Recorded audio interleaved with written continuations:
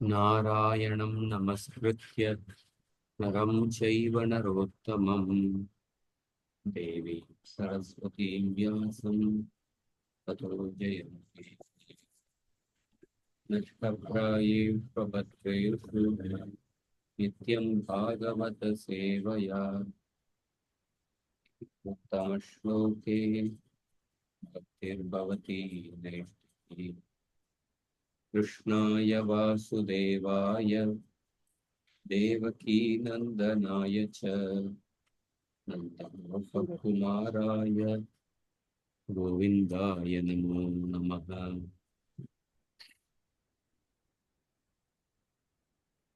ॐ ज्ञानतिमिरन्धस्य ज्ञानाञ्जनशलाकया चक्षुरोन्मिलितं येन तस्मै श्रीगुरवे नमः। नमो ॐ विष्णुपादाय कृष्णप्रेष्ठाय भूतले श्रीमते भक्तिवेदान्त स्वामिन्निति नामिने नमस्ते सारस्वती देवे गौरवाणी प्रचारिणे निर्विशेषा शून्यवादी पाश्चात्य देशतारिणे जय श्री कृष्ण चैतन्य प्रभो नित्यानंद श्री अद्वैत गदाधर श्रीवासादि गौर भक्त वृंद हरे कृष्णा कृष्ण कृष्ण हरे हरे हरे राम राम राम राम हरे हरे हरे कृष्णा।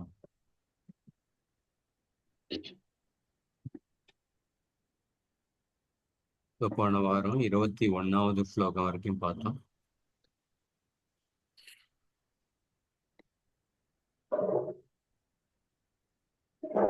இருபத்தி 22வது ஸ்லோகம் ஆரம்பிப்போம். பின்னாடி சொல்லுங்க. நம பங்கஜநாபாய नम पंकजनाभाय நம பங்கஜமாலினே नम पंकजमालिने நம பங்கஜநேத்ராய नम पंकजनेत्राय நமஸ்தே பங்கஜாங்கிரயே. நமஸ்தே பங்கஜாங்கிரயே.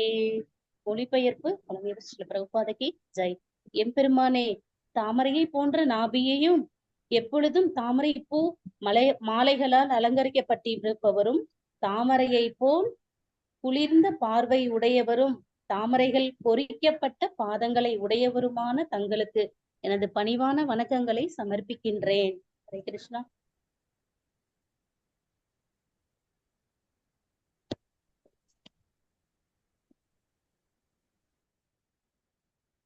நம பங்கஜநாபாய நம பங்கஜமாலினே நம பங்கஜநேத்ராய நமஸ்தே பங்கஜாங்கிரயே. ஸோ கிருஷ்ணரை இந்த உலகத்துல இருக்கிறதுக்குள்ளேயே மிக அழகான பொருள் என்னன்னா தாமரை அப்படின்னு சொல்லப்பட்டுள்ளது. ஸோ கிருஷ்ணருடைய அழகை வர்ணிக்கும் பொழுது சாஸ்திரங்கள்ல பொதுவாக தாமரையோடு ஒப்பிட்டு சொல்லப்பட்டுள்ளது. நம பங்கஜ நாபாய, இவர் தாமரை போன்ற நாபி கமலத்தை உடையவர். நம பங்கஜ மாலினே, இவர் எப்பொழுதும் தாமரை மலர்களால் ஆகப்பட்டுள்ள மாலையை அணிந்துள்ளார். நம்ம பங்கஜ நேத்ராய, தாமரை போன்ற அழகான கண்களை உடையவர். செந்தாமரை கண்ணன் அப்படின்னு கிருஷ்ணருக்கு பெயர். நமஸ்தே பங்கஜாங்கிரையே, தாமரை போன்ற அழகான பாதங்களை உடையவர். இந்த ஸ்லோகத்துல குந்தி மகாராணி போன ஸ்லோகத்துல சொல்லியிருந்தாங்க, வாசுதேவாய கிருஷ்ணாய கிருஷ்ணாய வாசுதேவாய தேவகி நந்தனாயச்ச. போன ஸ்லோகத்துல குந்தி மகாராணி எப்படி வசுதேவர் மிகவும் பாக்கியம் செய்தவர், அதை விட உயர்ந்தவர் தேவகி, அதை விட உயர்ந்தவர் நந்த மகாராஜர், அதை விட உயர்ந்தவர் யசோதா, அதையும் விட மிக உயர்ந்த பாக்கியம் செய்தவர்கள், அதையும் விட அவர்களையும் விட மிக உயர்ந்த அன்பை உடையவர்கள் பிருந்தாவனத்தில் உள்ள கோபியர்கள் அப்படின்னு சொல்லியிருந்தார். இப்ப இந்த ஸ்லோகத்துல குந்தி மகாராணி நானும் பாக்கியம் செய்தவன், நானும் பாக்கியசாலி தான். ஏன்னா இப்பொழுது நீங்கள் உங்களுடைய தரிசனத்தை எனக்கு காண்பித்துக் கொண்டிருக்கின்றீர்கள். உங்களுடைய தரிசனத்தை எனக்கு காண்பித்து என்னுடைய கண்களுக்கு நீங்கள் மிகுந்த மகிழ்ச்சியை கொடுக்கின்றீர்கள். அதனால நானும் பாக்கியசாலி தான் அப்படின்னு நான் கருதுகின்றேன். என்னுடைய கண்கள் உங்களுடைய அழகான நாபிக்கமலம், அழகான மாலை, உங்களுடைய அழகான கண்கள், பாதங்கள், இதனுடைய தரிசனம் என்னுடைய கண்களுக்கு கிடைத்து என்னுடைய கண்களுக்கு மிக குளிர்ச்சியை ஏற்படுத்துகின்றது. என்னுடைய கண்களுக்கு ஒரு குளிர்ச்சி ஏற்படுத்தியுள்ளது அப்படின்னு குந்தி மகாராணி சொல்றாங்க. ஒரு நிமிஷம்.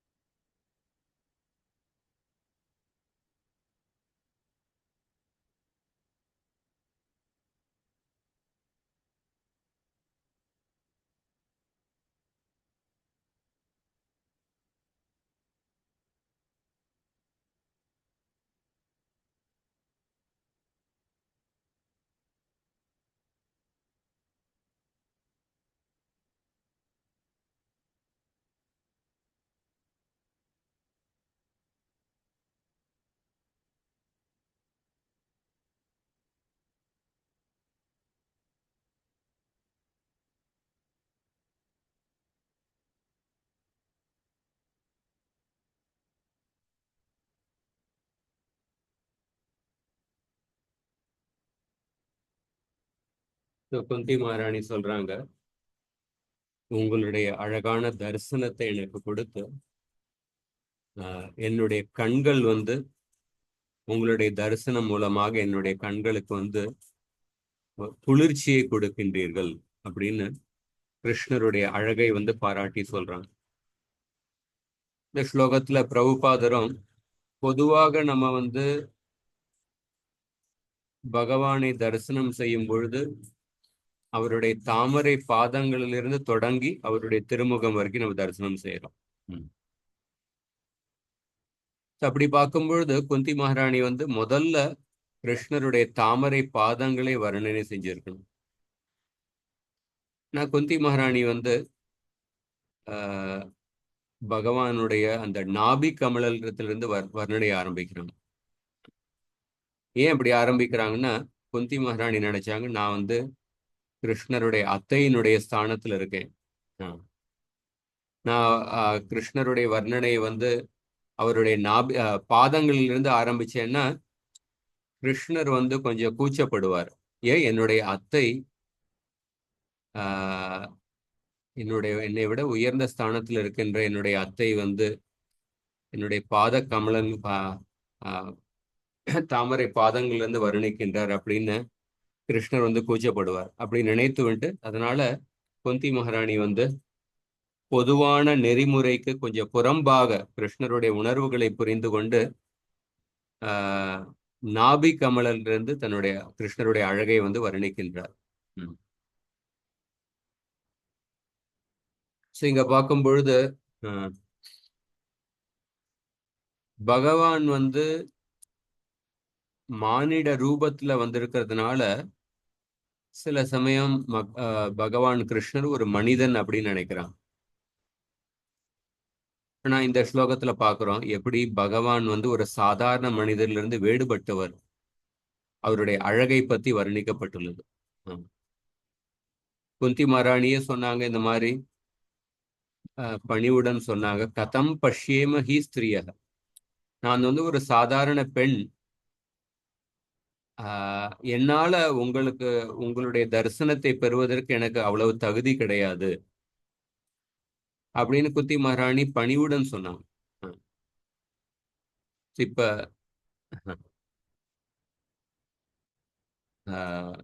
இந்த அந்த மாதிரி குந்தி மகாராணி பணிவுடன் சொன்னாங்க. ஸோ இப்ப ஒரு கிருஷ்ணரை வந்து சாதாரண மனிதன் அப்படின்னு நினைச்சோம்னா, அப்படிப்பட்ட மனப்பான்மை வந்து ஒரு மூர்க்க மனப்பான்மை. அவஜானந்தி மாம் மூடா மானுஷீம் தனுமாஸ்ருதம் பரம் பாவம் அஜானந்தோ மம பூத மகேஸ்வரம். பகவத்கீதையில கிருஷ்ணர் சொல்றாரு, மூர்க்கர்கள் வந்து என்னை ஒரு சாதாரண மனிதனாக கருதுகின்றார்கள் அப்படின்னு சொல்றாரு. இங்க பார்க்கும் பொழுது ஒரு சாதாரண மனிதனால கிருஷ்ணருடைய உயர்ந்த தெய்வீகமான நிலையை பத்தி புரிந்து கொள்வது ரொம்ப கஷ்டம். கிருஷ்ணருடைய தெய்வீகமான லீலைகளை புரிந்து கொள்வது ரொம்ப கஷ்டம். ஆனா அப்படி இருந்தாலும் அப்படிப்பட்ட சாதாரண மனிதர்களுக்கும் ஒரு வாய்ப்பு கொடுப்பதற்காக கிருஷ்ணர் வந்து அர்ச்ச விக்கிரகம் அப்படிங்கிற இந்த அர்ச்சாவதாரம் மூலமாக இந்த உலகத்தில் அவதாரம் எடுக்கின்றார். அதனாலதான் இந்த அர்ச்சாவதாரம் வந்து கனிஷ்ட நிலையில் உள்ள கனிஷ்ட அதிகாரி பக்தர்களுக்கு பகவான் காண்பிக்கின்ற உயர்ந்த கருணை அப்படின்னு சொல்லப்பட்டது. ஏன்னா கனிஷ்ட அதிகாரி பக்தர்கள் வந்து அவர்கள் வந்து பகவானை எல்லா சமயத்திலையும் எல்லா சூழ்நிலையிலும் அவர்களால் பார்க்க முடியாது. உத்தம அதிகாரி பக்தர்கள் அவர்கள் எல்லா சூழ்நிலையிலையும் உலகத்தில் உள்ள எல்லா சம்பவத்தையும் பகவானோடு சம்பந்தப்படுத்தி பார்க்கின்றார்கள். எந்த சூழ்நிலையா இருந்தாலும் சர்வ பூதேஷு யகப்பஷ்யேத் பாவம் அவ்யயம் ஆத்மனக அப்படின்னு சொல்லப்பட்டிருக்கு உத்தம அதிகாரி பக்தர்களுடைய வர்ணனை பத்தி. ஆனா கனிஷ்ட அதிகாரி பக்தர்கள் வந்து அப்படிப்பட்ட உயர்ந்த நிலையில இல்ல. அவர்களுக்கு கருணை காண்பிப்பதற்காக பகவான் வந்து அர்ச்சாவதாரமாக அவதாரம் செய்கின்றார், அர்ச்ச விக்கிரம் மூலமாக. அந்த கனிஷ்ட அதிகாரி பக்தர்கள் வந்து ஜட பொருட்களை மட்டுமே தான் பார்த்து கொண்டிருக்கின்றார்கள். அதனால பகவான் வந்து அந்த ஜட பொருள் மூலமாக ஆக்கப்பட்டுள்ள அர்ச்ச விக்கிரகம் அதன் மூலமாக அவதாரம் செய்கின்றார்.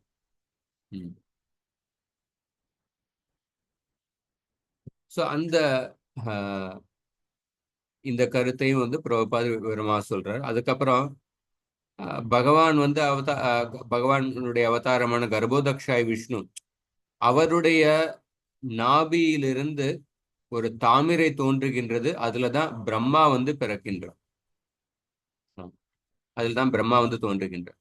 அதனால அவருடைய நாபியிலிருந்து அந்த தாமரை தோன்றுவதனால அதனாலே அவருக்கு ஒரு பேர் என்னன்னா பங்கஜ நாப அப்படின்னு சொல்லப்பட்டுள்ளது. நீங்க திருவனந்தபுரத்துக்கு போனீங்கன்னா அனந்த பத்மநாபர் இந்த கர்ப்போதக்ஷாய் விஷ்ணு அந்த ரூபத்தினுடைய அந்த விக்கிரகம் தான் அனந்த பத்மநாபர். இன்னொரு கருத்து, அந்த தாமரை பத்தியான இந்த கருத்தையும் பிரபுபாதர் எழுதுறார்.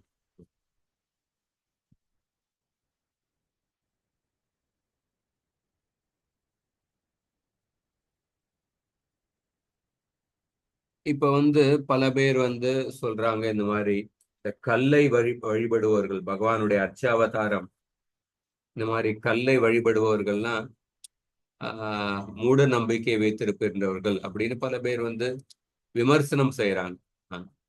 நாஸ்திகவாதிகள் சில மதங்கள்ல பாத்தீங்கன்னா, கிறிஸ்துவ மதம், இஸ்லாமிய மதம்லாம் அந்த மதத்துல உள்ள புஸ்தகங்கள்ல வந்து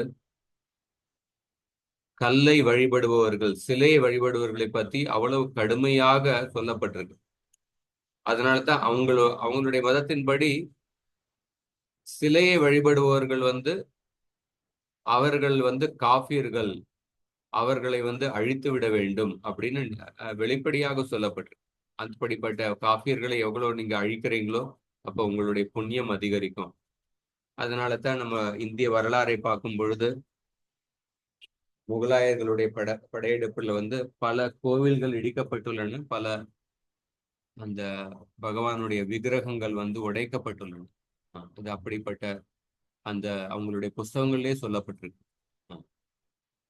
ஆனா இந்த அர்ச்ச விக்கிரகம்ங்கிறது வந்து ஒரு மூட நம்பிக்கையினால் ஏற்படுகின்ற இது கிடையாது. இது வந்து ஒரு விஞ்ஞானம். பிரபுபாதர் வந்து ஒரு சின்ன உதாரணம் சொல்றார். எப்படி ஒரு அரசாங்கத்தினால அங்கீகரிக்கப்பட்ட ஒரு தபால் பெட்டி, அந்த தபால் பெட்டியில ஒருத்தர் தபால் போடும் பொழுது இந்த சரியான முகவரிக்கு சென்று அடைகின்றார். அதே மாதிரி தபால் பெட்டி வேற இடத்துல இருந்தாலும் அரசாங்கத்தினால் அங்கீகரிக்கப்படலைன்னா அப்ப வந்து அந்த முகவரிக்கு சென்றடையும். அதே மாதிரி இந்த அர்ச்சாவதாரத்தை வந்து சாஸ்திரத்தில் சொல்லப்பட்டுள்ள வர்ணனைக்கு ஏற்றபடி அந்த அர்ச்ச விக்கிரகம் வந்து செதுக்கப்படுகின்றது. சாஸ்திரத்தில் சொல்லப்பட்டுள்ள விதிகளுக்கு ஏற்றபடி அந்த அர்ச்சாவதாரம் வந்து நம்ம பிராண பிரதிஷ்டை செய்கின்றோம். அர்ச்சாவதாரத்தை வந்து கோயிலில் பிரதிஷ்டை செய்கின்றோம். அந்த சாஸ்திரத்தில் உள்ள விதிகளுக்கு ஏற்றபடி நம்ம வந்து அதை அர்ச்சாவதாரத்தை வழிபடுகின்றோம். அப்படி இருக்கும் பொழுது இந்த அர்ச்சாவதாரத்தை வழிபடுவதன் மூலமாக பகவானை நேரடியான வழிபடுவதற்கு சமமானது. அர்ச்சாவதாரத்துக்கும் பகவானுக்கும் எந்த வித்தியாசமே கிடையாது. அர்ச்சாவதாரத்துக்குள்ள பகவான் இல்ல, அந்த அர்ச்ச விக்கிரகமே பகவான். சில பேர் நினைக்கிறாங்க அர்ச்சாவதாரத்துக்குள்ள பகவான் இருக்கின்றது. ஆனா கௌடிய வைஷ்ணவ சம்பிரதாயத்தினுடைய கருத்தின்படி அந்த அர்ச்ச விக்கிரகமே பகவான். அதனாலதான் பல ஆச்சாரியர்கள் வந்து சாதாரண பாமர மக்களுக்கு வந்து கருணையை காண்பிப்பதற்காக ஆச்சாரியர்கள் பல கோயில்களை நிர்மாணம் செய்து அர்ச்சாவதாரத்தை வந்து பகவானுடைய அர்ச்ச விக்கிரகத்தை வந்து ஸ்தாபனம் செய்து மக்களுக்கு வந்து சேவை செய்வதற்கான வாய்ப்பை கொடுத்தனர். ஏன்னா ஸ்ரவணம் கீர்த்தனம், பகவானை பத்தி கேட்பது பாடுவது, இது கலியுகத்தினுடைய யுக தர்மம். இதுதான் ஹரிநாம சங்கீர்த்தனம். ஆனா அப்படி இருந்தாலும் துவாபர யுகத்தினுடைய யுக தர்மமான அந்த பகவானுடைய விக்கிரக வழிபாட்டுக்கும் ஆச்சாரியர்கள் முக்கியத்துவம் கொடுக்கின்றனர். ஏன்னா எல்லோருக்கும் வந்து 24 மணி நேரமும் சிரவணம் கீர்த்தனத்துல வந்து ஈடுபடுவதற்கான அவ்வளவு ஒரு உயர்ந்த ருச்சி கிடையாது.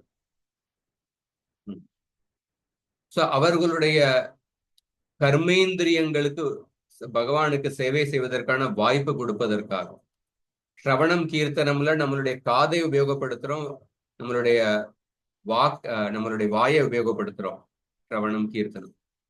ஆனா நம்மளுடைய உடம்பினுடைய மற்ற பாகங்களுக்கு பல பேருக்கு வந்து பல மணி நேரம் உட்கார்ந்து கேட்பதற்கான அவ்வளவு ஒரு ஈடுபாடு, ஒரு சத்துவகுணம், ஒரு ருச்சி கிடையாது. அவங்களுக்கும் பகவானுக்கு சேவை செய்வதற்கான வாய்ப்பு கொடுப்பதற்காக ஆச்சாரியர்கள் வந்து பகவானுடைய அர்ச்ச விக்கிரகங்களை பிராண பிரதிஷ்டை செய்தனர். அர்ச்ச விக்கிரகம் வருவதனால பல மக்களுக்கு பல வகையான சேவை செய்வதற்கான வாய்ப்பு கிடைக்கின்றது. பிராமண தீட்சை பெற்றவர்கள் நேரடியாக பகவானை வழிபடலாம். பிராமண தீட்சை பெறாவிட்டாலும் அவங்களுக்கு பகவானை சேவை செய்வதற்கான பல வாய்ப்புகள் இருக்கு.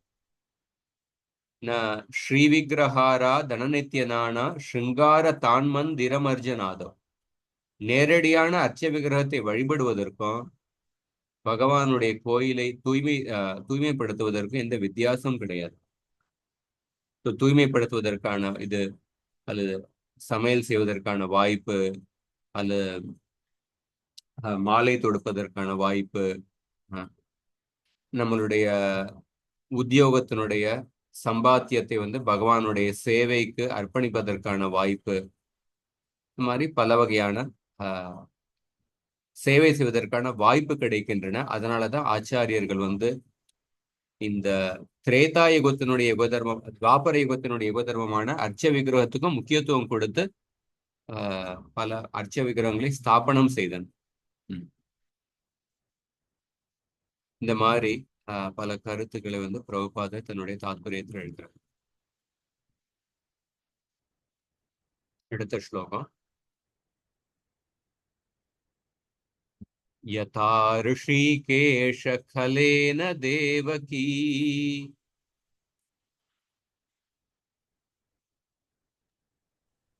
यदा हृषिकेशकायेन देवकी कंसेन रुद्धाति चिरं शुचार्पिता कंसेन रुद्धाति चिरं शुचार्पिता विमोचिताहं च सखात्मजा विभो विमोचितागं चहात्मजा विभो त्वयैव नाथेन मुहुर्विपद्गणात् त्वयैव नाथेन मुहुर्विपद्गणात्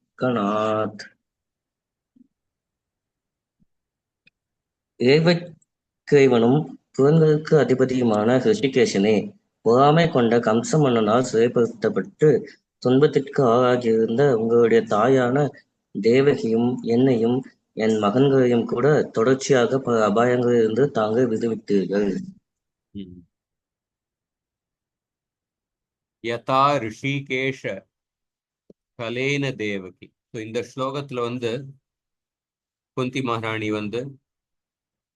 எப்படி கிருஷ்ணர் பாண்டவர்களை பல சூழ்நிலையில காப்பாற்றினார்கள்,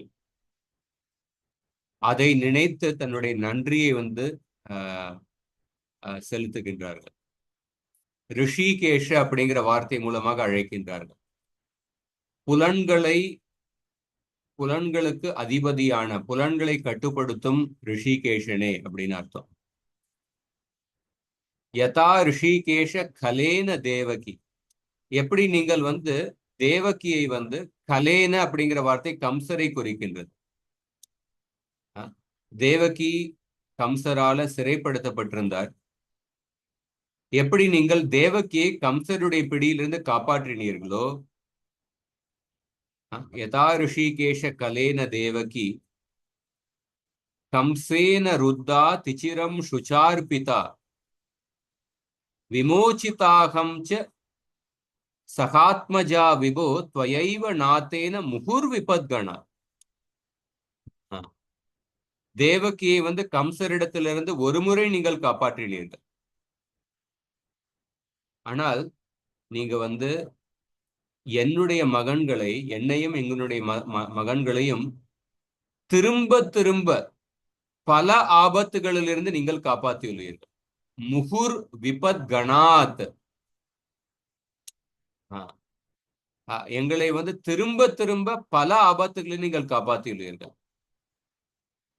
ஏன்னா நாங்கள் மிக உயர்ந்த கஷ்டத்துல நாங்கள் இருந்தோம். விமோச்சிதாகம் ச சகாத்மஜா நிதோ துவயைவ நாத்தேன முகுர் விபத்கணாத். நாங்கள் மிக அதிகமான நிறைய கஷ்டப்பட்டோம், எங்களை திரும்ப திரும்ப காப்பாற்றியுள்ளீர்கள். நீங்க நீங்கள் ஏன் ரிஷிகேஷன்னா, உங்களுக்கு மட்டும்தான் என்னுடைய மனசுல உள்ள உணர்வுகள் உங்களுக்கு முழுமையாக தெரியும். ஏன்னா நீங்கள் எல்லோருடைய புலன்களுக்கு அதிபதியாக இருக்கின்றீர்கள். அதனால என்னுடைய மனசுக்குள்ள என்ன எண்ணம் இருக்கின்றது அது உங்களுக்கு தெரியும். அதனால நீங்கள் ரிஷிகேஷன் அப்படின்னு ஒரு அர்த்தம். நீங்கள் உங்களுடைய அம்மாவை விட அதிகமான கருணை எனக்கு காண்பித்துள்ளீர்கள். ஏன்னா உங்களுடைய அம்மாவான தேவகியினுடைய தேவகிக்கு பிறந்த ஆரம்பத்துல பிறந்த அந்த 6 குழந்தைகளை நீங்கள் காப்பாற்றவில்லை. ஆனால் என்னுடைய 5 குழந்தைகளையும் பாண்டவர்களையும் நீங்கள் காப்பாற்றியுள்ளீர்கள். அப்படி பார்க்கும் பொழுது தேவகியை விட அதிக கருணை எனக்கு காண்பித்துள்ளீர்கள். ஏன் எனக்கு அதிக கருணை காண்பித்துள்ளீர்கள்? சுச்சார் பிதா. பொதுவாக நம்ம பகவான் எனக்கு அதிகமான கருணை காண்பித்துள்ளார் அல்லது குரு எனக்கு அதிகமான கருணை காண்பித்துள்ளார் அப்படின்னு நம்ம சொல்லும் பொழுது அதை நினைச்சு நம்ம நான் மிக உயர்ந்தவன் அப்படின்னு சில கர்வம் கூட வரலாம். நான் ரொம்ப ஒரு கொடுத்து வச்சவன், என்னுடைய உயர்ந்த பக்தியினால எனக்கு அதிக கருணை காண்பித்துள்ளார்கள் அப்படின்னு அதை நினைச்சு கொஞ்சம் கர்வப்படுறதுக்கும் வாய்ப்பு இருக்கு. ஆனா குந்தி மகாராணி சொல்றாங்க, நான் என்னுடைய கர்மங்களினால அதிகமாக கஷ்டப்பட்டு கொண்டிருந்தேன். சுச்சார் பிதா. தேவகியை விட நான் அதிகமாக கஷ்டப்பட்டு கொண்டிருந்தேன். அது என்னுடைய கர்மங்களினால. ஆனால் என்னை எங்களுக்கு நீங்கள் திரும்ப திரும்ப இந்த கஷ்டங்களிலிருந்து நீங்கள் காப்பாற்றியுள்ளீர்கள். தேவகிக்கு கணவர் இருந்தாங்க. ஸ்வயைவ நாத்தேன. தேவகிக்கு கணவர் இருந்தாங்க.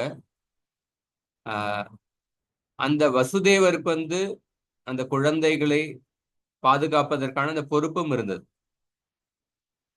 ஆனா எனக்கு கணவர் இல்லை.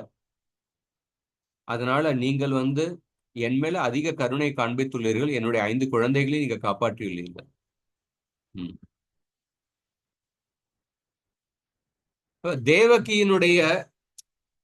தேவகிக்கு நீங்கள் மகனாக பிறந்ததுனால நீங்கள் எல்லா மகன்களுக்கும் சூடாமணியாக இருக்கின்றதுனால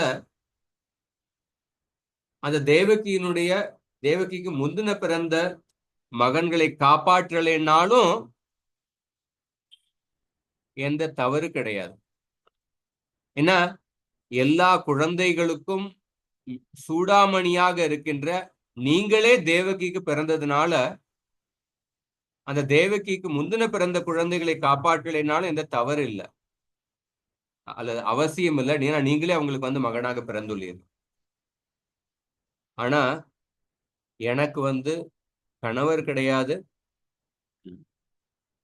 எனக்கு திரும்ப திரும்ப பல கஷ்டங்களை சந்திக்க வேண்டி இருந்தது.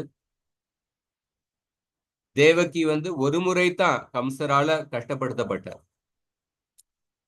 அந்த கம்சருடைய பிடியிலிருந்து காப்பாத்தினதுக்கு அப்புறம் தேவகியினுடைய வாழ்க்கையில வேற அசுரர்களால இந்த கஷ்டம் வரவில்லை. வேற அசுரர்கள் தேவகியை பிடிச்சிட்டு போனாங்க அப்படின்னு இந்த வர்ணனை கிடையாது. ஆனா எனக்கு எங்களுடைய வாழ்க்கையில திரும்ப திரும்ப விபத்கணாத் பல கஷ்டங்கள் வந்தன. அதனால எங்களுக்கு நீங்க அதிக கருணை காண்பித்துள்ளீர்கள்.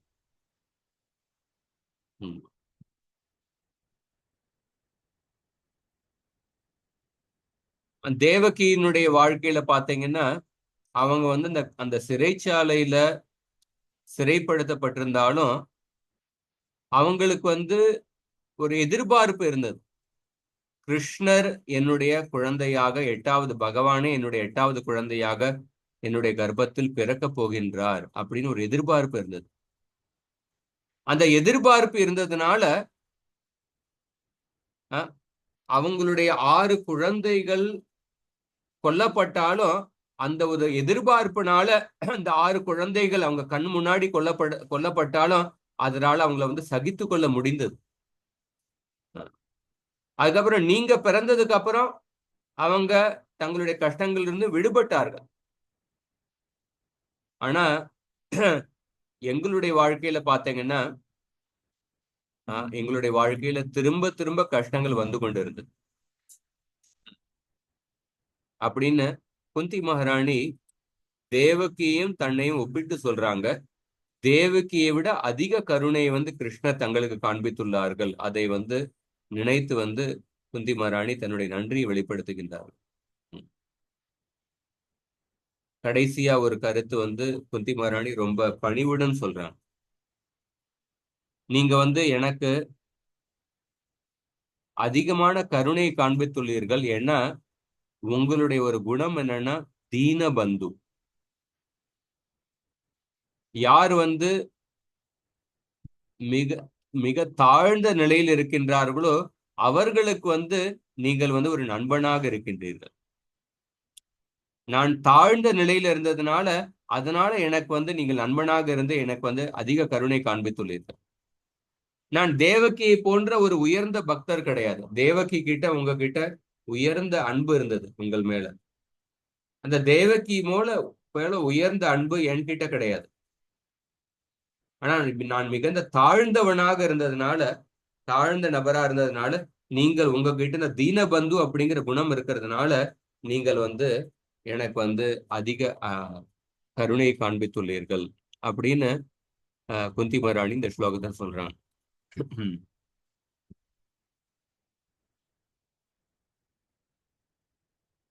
இந்த எல்லா கருத்தையும் பிரபுபாதர் வந்து தன்னுடைய தாத்பரியத்தில் எழுதி கொடுக்கிறார். ஒரு பக்தர் வந்து சொல்றார், பகவானுடைய பெயர் வந்து பக்தவத்சல அப்படின்னு ஒரு பெயர் இருக்கு. இந்த பக்தவத்சல அப்படிங்கிற பெயரை கேட்கும் பொழுது என்னுடைய மனசுல வந்து ஒரு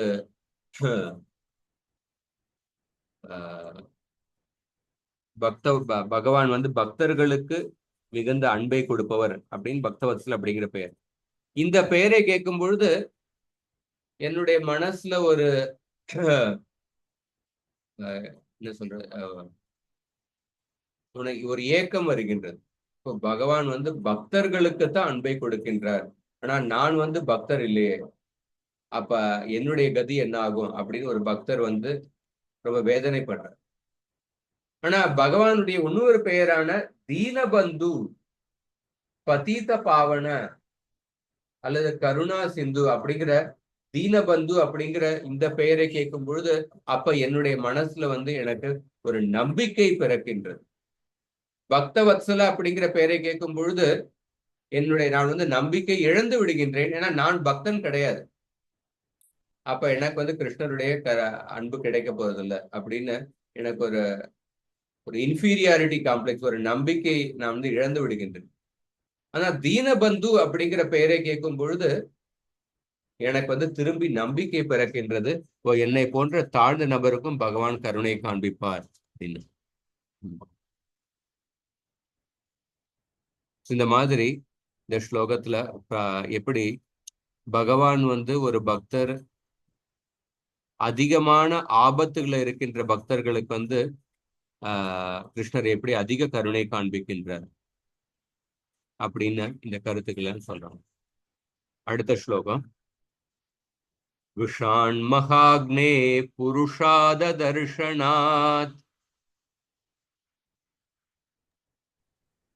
விஷான் மகாக்னே புருஷாத தர்ஷனாத் அசத் சபாயாவனவாச கிருச்ரதஹ அசத் சபாயா வனவாச கிருச்ரதஹ மிருதே மிருதேனேன மகாரதாஸ்திரதோ மிருதே மிருதேனேக மகாரதாஸ்ரதோ द्रौण्यस्त्रतश्चास्म हरेभिरक्षिताः த்ரௌண்யஸ்திரஸ்தாஸ்ம ஹரேபிரக்ஷிதா. எனதருமை கிருஷ்ணா, பகவானாகிய தாங்கள் விஷ பலகாரத்திலிருந்தும் பெருந்தீயிலிருந்தும் நர பட்சணிகளிடமிருந்தும் துஷ்டர்களின் சபையிலிருந்தும் எங்களுடைய வனவாசத்தின் போது ஏற்பட்ட துன்பங்களில் இருந்தும் மற்றும் பெருந்தளபதிகள் போர் செய்த யுத்த களத்திலிருந்தும் எங்களை காப்பாற்றினீர்கள். இப்பொழுது அஸ்வத்தாமனின் ஆயுதத்திலிருந்தும் எங்களை காப்பாற்றி இருக்கிறீர்கள். ஹரே கிருஷ்ணா. குந்தி மகாராணி சொல்றாங்க, இந்த ஸ்லோகத்துல எப்படி கிருஷ்ணர் பாண்டவர்களை பலவிதமான கஷ்டங்களிலிருந்து காப்பாற்றினார்கள். அதை வந்து பட்டியல் போட்டு சொல்றான். யதா மகாக்னே. மகாக்னே அப்படிங்கிற இது வந்து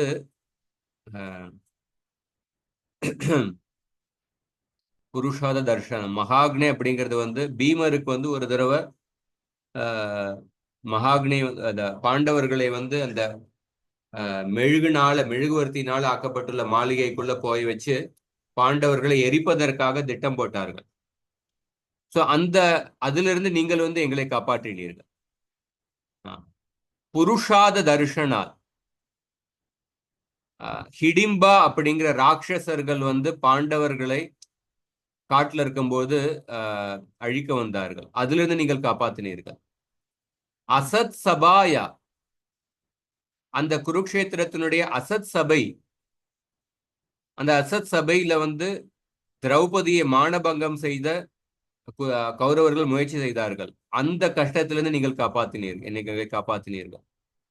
வனவாச கிருச்சிரதக, காட்டுல வந்து இருக்கும் பொழுது எங்களுக்கு பல கஷ்டங்கள் ஏற்பட்டன, அப்பொழுது நீங்கள் காப்பாற்றினீர்கள்.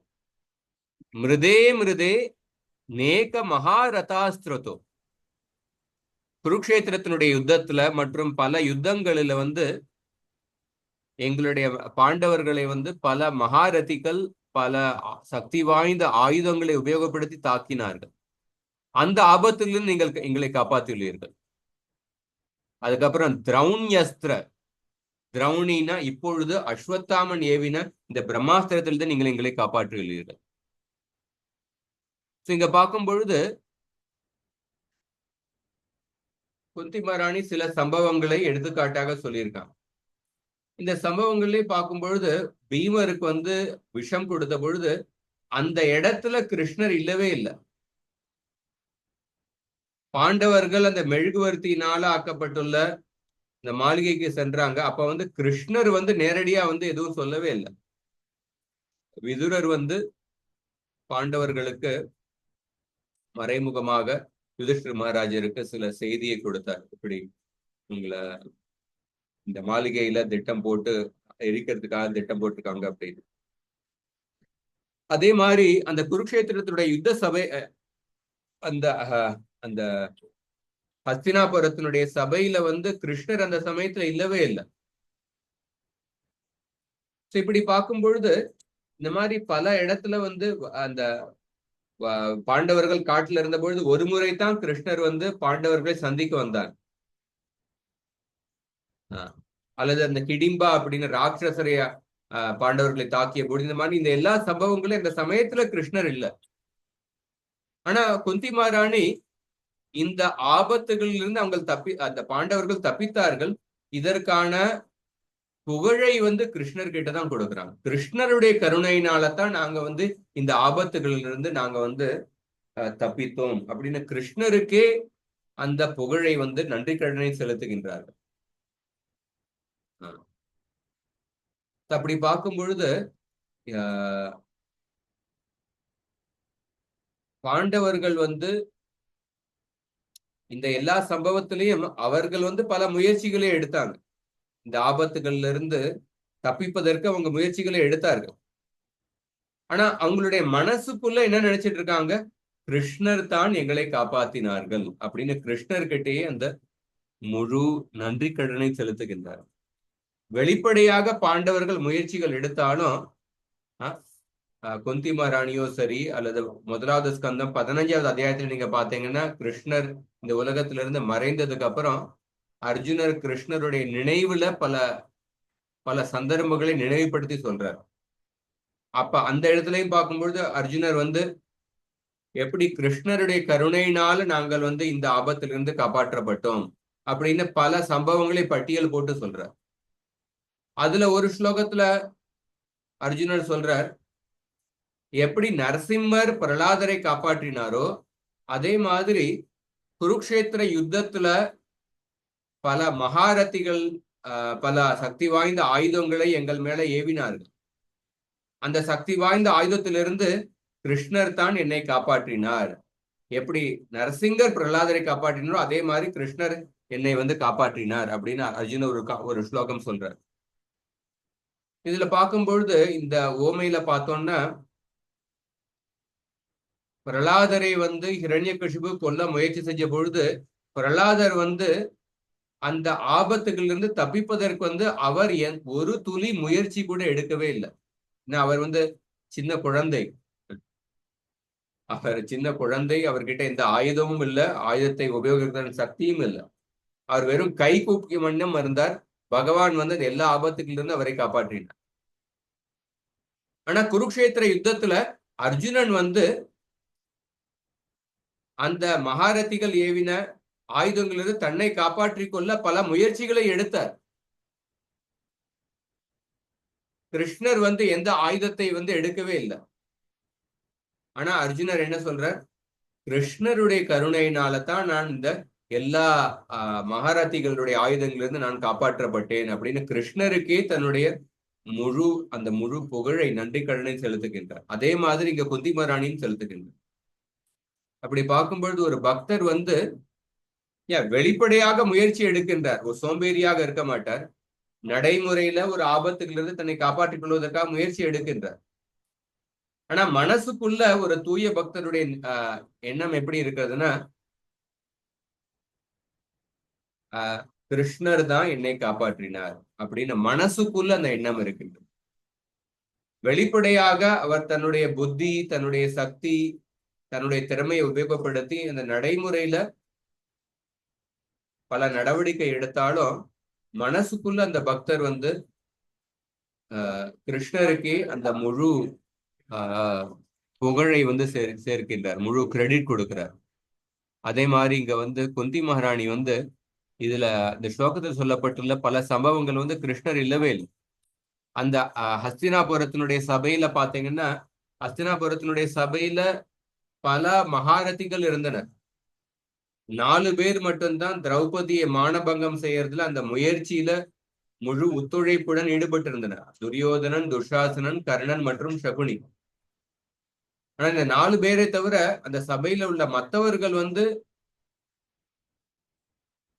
எதுவும் சொல்லாம அவங்க வந்து அதுக்கு ஆதரவு கொடுத்து கொண்டிருந்தனர், இந்த எதிர்ப்பு தெரிவிக்காமல். திருத்தராஷ்டிரன் தன்னுடைய மகன் மேல உள்ள பாசத்தினால அவர் வந்து எதுவும் சொல்லல. பீஷ்மர் மற்றும் துரோணர் வந்து அந்த திருத்தராஷ்டிரன் ராஜாவுக்கு கீழே வேலை செய்யறதுனால அவங்க எதுவும் சொல்லல. பாண்டவர்கள் நினைச்சாங்க இந்த மாதிரி நாங்கள் வந்து யுதிஷ்டிர மகாராஜர் இந்த சூதாட்டத்துல திரௌபதி இழந்து விட்டோம் அப்படின்னு நினைச்சு அவர் எதுவும் சொல்லல.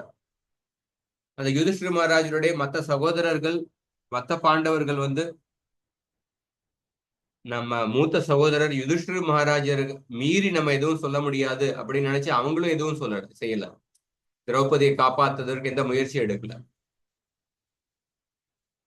அப்படி பார்க்கும் பொழுது அந்த சபையில எல்லோரும் அமைதியாக இருந்தனர். அந்த சபையில இருந்து கொண்டே திரௌபதியை வந்து அந்த மானபங்கம் செய்ய அந்த முயற்சியிலிருந்து திரௌபதியை ரட்சிக்காமல் எந்த முயற்சி எடுக்கவில்லை. ஆனா ஒரே ஒரு நபர் தான் அந்த சபையில இல்லாமல் இருந்தே அந்த முழு முயற்சி எடுத்து திரௌபதியை காப்பாற்றினார். ஒரே ஒரு நபர் தான் இந்த சபையில இல்லாமல் திரௌபதியை வந்து ரட்சித்தார். அதுதான் கிருஷ்ணர். அப்படி நம்ம கண்ணு முன்னாடி ஒரு தப்பு நடந்து கொண்டு இருக்கும் பொழுது அதை தட்டி கேட்கலன்னா அந்த தப்புல வந்து நாமும் மறைமுகமாக துணை போறோம். அதனால அந்த குருக்ஷேத்திரத்தில் உள்ள அந்த முழு சபை அசத் சபா அப்படின்னு சொல்லப்பட்டுள்ளது. ஒரு கண் முன்னாடி ஒரு கிருஷ்ணருடைய தூய பக்தர் தர்ம கண்ணோட்டத்துல பார்க்கும் பொழுது ஒரு பெண் அவமானப்படுத்தப்படுகின்றார். பக்தி கண்ணோட்டத்துல பார்க்கும் பொழுது கிருஷ்ணருடைய ஒரு தூய பக்தருக்கு வந்து ஒரு அபராதம் நடந்து கொண்டு இருக்கின்றது. ரெண்டு கண்ணோட்டத்திலையும் பார்க்கும் பொழுது அது வந்து ஒரு உயர்ந்த தப்பு. ஆனா அதை தட்டி கேட்காமல் எல்லோரும் வந்து பல காரணங்களுக்காக அவங்க வந்து அமைதியாக இருந்தனர். எப்படி சர்வதர்மான் பரித்யஜ்ய மாமேகம் சரணம் ரஜ, சரணாகதி தர்மம் அப்படின்னா நம்ம வந்து மற்ற கிருஷ்ணருடைய சேவைக்காக நம்ம வந்து மற்ற உலக விஷயமான தர்மங்களை, உடம்போடு சம்பந்தப்பட்ட தர்மங்களை கைவிடுவது, கிருஷ்ணருடைய சேவைக்காக மற்ற தர்மங்களை வந்து கைவிடுவது, அதுதான் சரணாகதி அப்படின்னு சொல்லப்பட்டிருக்கு. அதே மாதிரி இந்த அசத் சபையில வந்து, அந்த குருஷேத்திரத்தினுடைய ஹஸ்தினாபுரத்தினுடைய சபையில வந்து கிருஷ்ணருடைய சேவை, கிருஷ்ண பக்தர்களுக்கு செய்கின்ற சேவை வந்து கிருஷ்ணருக்கு நேரடியாக செய்கின்ற சேவையை விட உயர்ந்த சேவை. அந்த கிருஷ்ண பக்தருடைய வாழ்க்கையில மிக உயர்ந்த ஆபத்து ஏற்படும் பொழுது அந்த கிருஷ்ண பக்தரை ரட்சிப்பதற்காக நம்ம மற்ற எல்லா தர்மத்தையும் கைவிட்டு விட்டு ரட்சிக்க வேண்டும். அதுதான் சரணாகதிங்கிறது. ஆனா யாரும் அந்த கிருஷ்ண பக்தர் திரௌபதியை வந்து ரட்சிப்பதற்காக யாரும் அந்த சரணாகதியை செய்யவில்லை. பீஷ்மர் நினைச்சார், நான் வந்து சபதம் எடுத்துள்ளேன், எப்பொழுதும் இந்த குருக்ஷேத்திர ராஜாவுக்கு கீழே இருந்து செயல்படுவேன் அப்படின்னு சபதம் எடுத்துள்ளேன். அதனால் என்னுடைய சபதத்தை எப்படி மீறுவது அப்படின்னு அவர் தன்னுடைய சபதத்துக்கு முக்கியத்துவம் கொடுத்தார். கிருஷ்ண பக்தருடைய ரட்சிப்பதற்காக சரணாகதி தன்னுடைய சபதத்தை கைவிட்டு இருக்கணும். துரோணர் நினைச்சார், இப்போ எனக்கு வந்து நான் ஏழ்மையில இருக்கும்பொழுது இந்த கௌரவர்கள் தான் எனக்கு வந்து பணம் கொடுத்து என்னை வந்து வசதியுடன் வைத்துக் கொண்டு இருக்கின்றார். சோ அவர்களை எதிர்த்து எப்படி பேசுறது அப்படின்னு அவர் வந்து அமைதியா இருந்தார். யுதிஷ்டிரர் நினைச்சார், நான் வந்து இந்த சூதாட்டத்துல நான் வந்து இழந்து விட்டேன் திரௌபதியை, என்னையும் இழந்து விட்டேன், திரௌபதியையும் இழந்து விட்டேன். அப்ப வந்து இந்த சூதாட்டத்தினுடைய விதிகளை மீறி எப்படி திரௌபதியை காப்பாற்றுவது அப்படின்னு அவர் நினைத்து கொண்டிருந்தார். மற்ற பாண்டவர்கள் வந்து நாங்க இளைய சகோதரர்களாக இருக்கிறதுனால மூத்த சகோதரர்களுடைய மீறி எப்படி செயல்பட முடியும் அப்படின்னு தங்களுடைய சகோதர தர்மத்துக்கு முக்கியத்துவம் கொடுத்து இருந்தாங்க. ஆனா சகோதர தர்மமும் சரி, ஒரு சத்திரியனுடைய தர்மமும் சரி, ஒரு தனிப்பட்ட நபருடைய சபதமாக சரி, அல்லது எனக்கு சோறு போட்ட நபர் அவர்களுக்கு மேல நன்றி இல்லாம இருக்கு, அவர்களை மீறி எதுவும் சொல்லக்கூடாது அப்படிங்கிற இந்த மாதிரி இதெல்லாம் உலக ரீதியான தர்மங்கள், உடல் ரீதியான தர்மங்கள். ஆனா இந்த எல்லா தர்மங்களையும் ஒரு கிருஷ்ணருடைய பக்தர் வந்து அவமானப்படுத்தப்படும் பொழுது இந்த எல்லா தர்மத்தையும் துறக்க வேண்டும். ஆனா யாரும் துறக்கவில்லை. அதனாலதான் அந்த சபையில் உள்ள எல்லோரும் வந்து தவறு செய்திருந்தனர். பாண்டவர்களும் தவறு செய்திருந்தனர். பாண்டவர்களை வந்து கிருஷ்ணர் வந்து அழிக்கவில்லை. ஏன்னா பாண்டவர்களை அழித்திருந்தாங்கன்னா திரௌபதி விதவையாயிருப்பாங்க. அதனால திரௌபதிக்காக பாண்டவர்களை வந்து கிருஷ்ணர் அழிக்கவில்லை அப்படின்னு ஒரு வைஷ்ணவர் சொல்றார். நான் பாண்டவர்களும் அந்த குருக்ஷேத்திரம் யுத்தம் நடந்ததுக்கான ஒரே காரணம் என்ன? திரௌபதி அல்ல, ஒரு முக்கியமான காரணம், அடிப்படையான காரணம் என்னன்னா திரௌபதி மானபங்கம் செய்யப்பட்டார், அல்ல திரௌபதி அவமானப்படுத்தப்பட்டார். அதுதான் முக்கியமான காரணம். அந்த திரௌபதி அவமானப்படுத்தப்பட்டதுக்கு வந்து அதனால எல்லோரும் தண்டிக்கப்பட்டனர். பீஷ்மர், துரோணர் அவர்களும் தண்டிக்கப்பட்டனர். ஆனா பாண்டவர்கள் ஏன் தண்டிக்கப்படவில்லை? பாண்டவர்கள் அழித்திருந்தாங்கன்னா திரௌபதி விதவி ஆயிருப்பாங்க. அதனால அந்த திரௌபதிக்காக கிருஷ்ணர் வந்து பாண்டவர்களை விட்டு விட்டார் அப்படின்னு வைஷ்ணவ ஆச்சாரியர்கள் சொல்றாங்க. சோ இங்க பார்க்கும் பொழுது கிருஷ்ணர் பாண்டவர்களை வந்து எப்படி பல விதத்துல காப்பாற்றினார்கள். இந்த சம்பவங்களை பார்க்கும்பொழுது இந்த சந்தர்ப்பங்கள்ல வந்து கிருஷ்ணர் நேரடியாக இல்ல, ஆனா அப்படி இருந்தாலும் குந்தி மகாராணி கிருஷ்ணருக்கே அந்த புகழை கொடுக்கின்றார்கள்.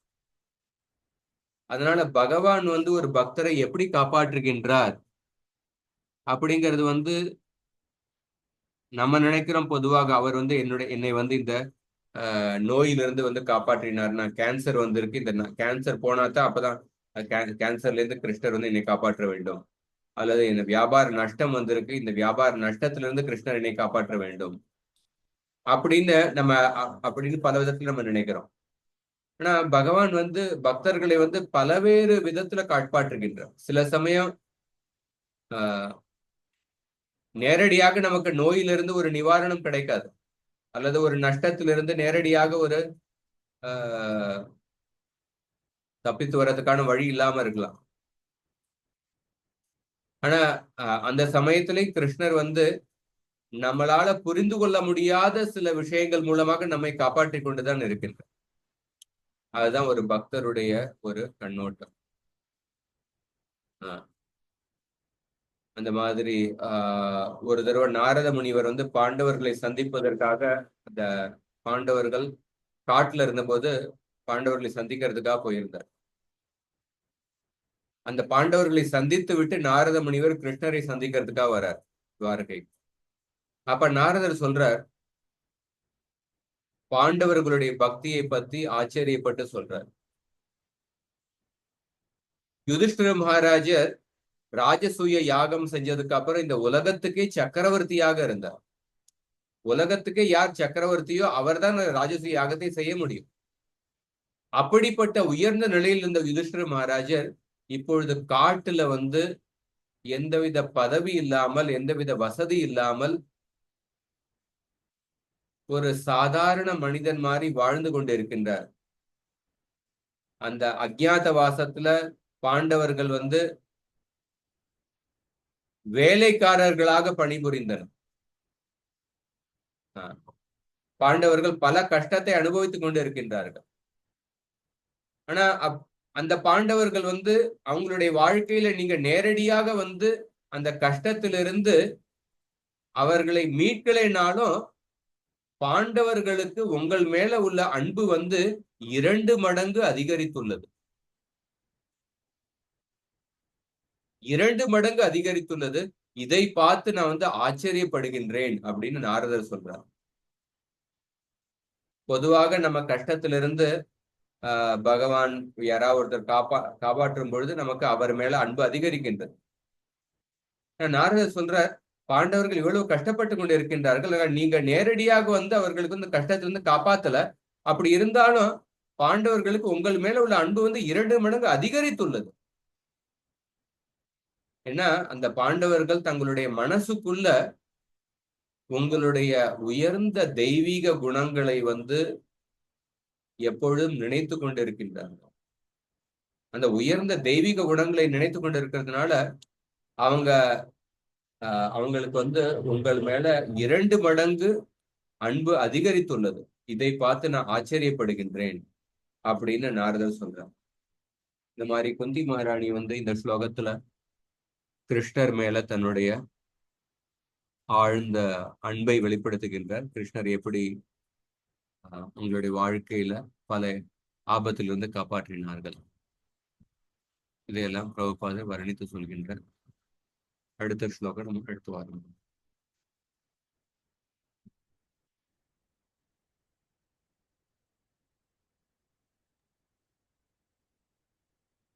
ஹரே கிருஷ்ணன் குரு. பிரணாம் குரு. பிரபு, நம்ம இப்ப இதுல பார்த்தோம்னா இப்ப விதுரரையும் தாங்க பிரபு காப்பாத்திருக்காரு. அது பாண்டவர்களுக்கு எப்படி காப்பாத்தினாரு, அதே மாதிரி விதுரர் அவங்களை எப்படி எடுத்துக்கிறாங்க? விதுரர் மூலமாக கிருஷ்ணர் காப்பாற்றியுள்ளார். இல்ல அந்த அந்த சபையில சொன்னீங்க இல்லைங்க பிரபு, பாண்டவர்கள் வந்து எதிர்த்து பேசினார். விதுரர் எதிர்த்து பேசினார். அவர் வந்து ஒன்னும் சொல்லாம இல்ல, விதுரர் வந்து எதிர்த்து பேசினார். அதனால காப்பாற்றப்பட்டிருக்கார். சூதாட்டத்துக்கு முன்னாடியே அவர் வந்து சொல்லியிருந்தார். இந்த சூதாட்டத்திலே வந்து விதுரர் எதிர்த்து பேசினார். அப்புறம் பிரபு இப்ப நமக அப்படிங்கிறதுக்கும் ஓம் நமோ அது 2 ஒரே அர்த்தமா வரும்? நமக அப்படிங்கிற வார்த்தை அது வந்து சந்தியினால நமோ அப்படின்னு மாறிடுது. எப்படி தமிழ்ல தமிழ் செல்வி அப்படின்னு சொல்றாங்க. அந்த இச் ச ரெண்டு வார்த்தைகள் சேரும் பொழுது சில விதிகள்னால ச அப்படிங்கிற ஒரு எக்ஸ்ட்ரா வார்த்தை வர்றது. இதுதான் சந்தி அப்படின்னு சொல்றோம் சமஸ்கிருதத்துல. இரண்டு வார்த்தைகள் சேரும் பொழுது ஒரு வார்த்தையினுடைய கடைசி எழுத்து அல்லது அடுத்த வார்த்தையினுடைய முதல் எழுத்து அதுல வந்து சில பரிமாற்றம் ஏற்படுகின்றது சில விதிகளுக்கு ஏற்றபடி. அதனால ஓம் நமோ பகவதே வாசுதேவாய, நமக அப்படிங்கிற வார்த்தை வந்து நமோ அப்படின்னு அந்த விதியினால மாறிவிடும். அப்ப ஓம் வந்து அருவ பிரம்மத்தை சொல்ற அப்படிங்க குறிக்கப்படுறது. ஓம்கார் வந்து கிருஷ்ணரை குறிக்கின்றது. கிருஷ்ணர் ஓம் அருவ பிரம்மன் கிருஷ்ணர் எல்லாத்தையும் குறிக்கின்றது. எல்லாமே பகவத்கீதையில சொல்லப்பட்டிருக்கு. ஓம் இத் ஏகாட்சர பிரம்ம வியாகரன் மா அனுஸ்மரன். ஓம் அப்படிங்கிறது வந்து பரம்பொருளை குறிக்கின்றது. பரம்பொருளுக்கு வந்து அருவ பிரம்மமும் ஒரு நிலை, பகவானும் ஒரு நிலை, பரமாத்மாவும் ஒரு நிலை. ஓம்ங்கிறது வந்து பரம்பொருளை குறிக்கும். பிரபு, இப்ப இந்த 24வது ஸ்லோகத்துல தர்ஷனாத் அப்படிங்கிறது தரிசனம் அப்படி அர்த்தமா எப்படிங்க பிரபு? ஆனா இதுல சண்டைன்னு போட்டிருக்காங்களே, அது என்ன? புருஷாத தர்ஷனாத். புருஷாத அப்படின்னா அந்த ஹிடிம்பர் அப்படிங்கிற ராட்சசர் வந்து மனிதர்களை சாப்பிடுகின்ற ராட்சசர் புருஷாத. புருஷ அதஹ புருஷாத தர்ஷனாத்.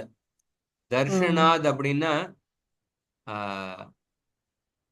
தர்ஷன பார்வை. அந்த மனிதர்களை சாப்பிடுகின்ற ராட்சசர் போன்ற ஹிடிம்பருடைய பார்வையிலிருந்து எங்களை வந்து காப்பாற்றியுள்ளீர்கள். அந்த மனிதர்களை சாப்பிடுகின்ற ஹிடிம்ப அப்படிங்கிற ராட்சசருடைய பார்வையிலிருந்து அந்த ஹிடிம்பர் வந்து என்னுடைய மகன்களையும் சாப்பிடுவதற்கு வந்தார். அவருடைய கொடூரமான பார்வையிலிருந்து எங்களை காப்பாற்றியுள்ளீர்கள். பிரபு, அடுத்து இப்ப விரஜ சொல்றீங்க, சரணம் விரஜ. ஆனா விரஜதாமம் விரஜ இதுக்கு என்ன வித்தியாசம்?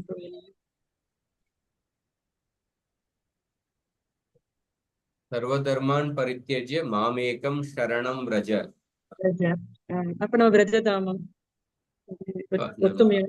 ஒரு வார்த்தைக்கும் பல அர்த்தங்கள் இருக்கு. விரஜதாமம்ங்கிறது வந்து பிருந்தாவனத்தை குறிக்கின்றது. இந்த ஸ்லோகத்துல விரஜ அப்படிங்கிற வார்த்தை வந்து ஒரு வினைச்சொல். என்னுடைய திருவடியில் நீங்கள் சரணடையுங்கள் அப்படி. சரணம் ரஜா அடையுங்கள்ங்கிறது. அப்ப விரஜதாமம் அதுக்கு அது என்ன, அதுல ஏதோ மீனிங் உள்ள அர்த்தம் இருக்குமான்றது என்ன? ரஜ அது வந்து பிருந்தாவனத்தை குறிக்கின்றது. அது வந்து ஒரு நவுன். இந்த இடத்துல விரஜ அப்படிங்கிற வார்த்தை வந்து வினைச்சொல். சரணம் ரஜ, என்னுடைய திருவடியில் சரணடை. ஹரே கிருஷ்ணா.